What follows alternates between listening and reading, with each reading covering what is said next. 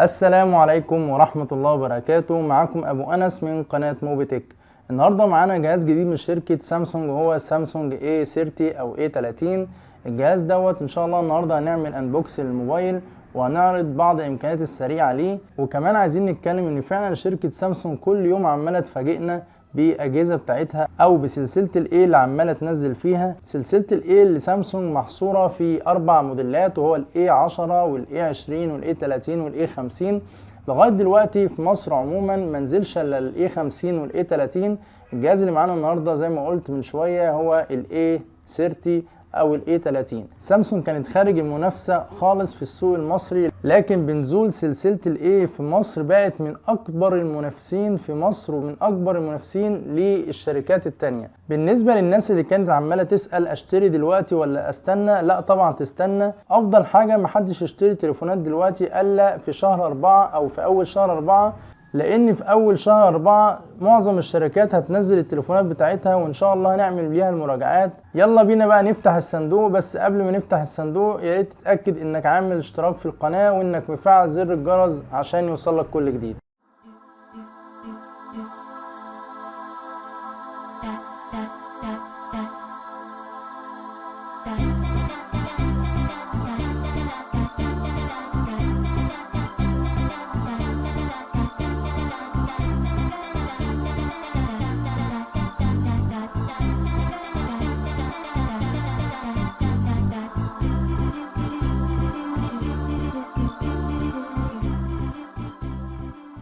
الموبايل نازل بحجم شاشة 6.4 بوصة بجودة فول اتش دي بلس بدقة 1080 في 2430 بكسل، مع نوتش في الشاشة اللي هو ووتر دروب او اللي سامسونج بتقول عليه انفينيتي يو. وافضل حاجة في الاي 30 اللي هو نازل بشاشة من نوع سوبر اموليد، وتستحوذ الشاشة من الواجهة الامامية بنسبة 85% بالابعاد الجديدة طبعا اللي هي 19:9، والشاشة عليها طبقة حماية جوريلا جلاس 3. المعالج جاي من شركة سامسونج نفسها، وهو معالج من نوع اكسينوس 7904 ثماني النواة بتقنية 14 نانومتر، مع معالج رسومي مالي G71 MP2. وبشكل عام فالمعالج مقارب جدا لمعالج سناب دراجون 636، لكن معالج سامسونج بيبقى اعلى في الالعاب التقيله شويه، في لعبه زي لعبه البابجي مثلا او كده، فممكن تلاقيه يشتغل كويس. طبعا ده كله هيبان معانا بس في المراجعه الكامله ان شاء الله. والموبايل جاي برام 4 جيجا وذاكره 64 جيجا، فطبعا سعر الموبايل اللي هو 3850 جنيه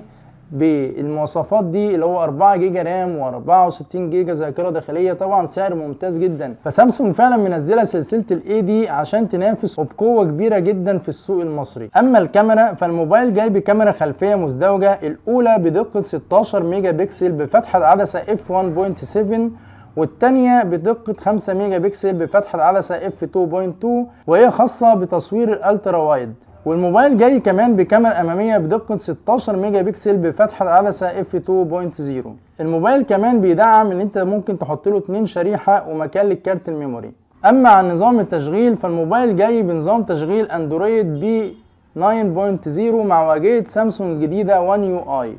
البطارية ودي من اهم حاجات برضو سامسونج منزلها في الجهاز او في الاجهزة بتاعتها كلها، ان البطارية جاية بسعة 4000 ملي امبير غير قابلة للازالة، وكمان بتدعم الشحن السريع بقوة 15 واط. كمان بتشحن زي ما احنا قلنا من شوية اللي هي بتشحن ب USB Type C.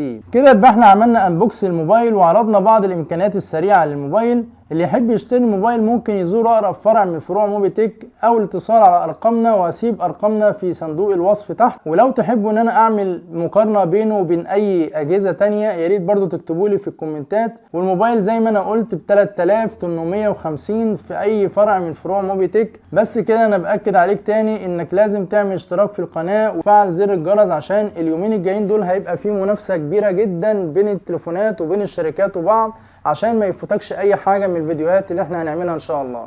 السلام عليكم.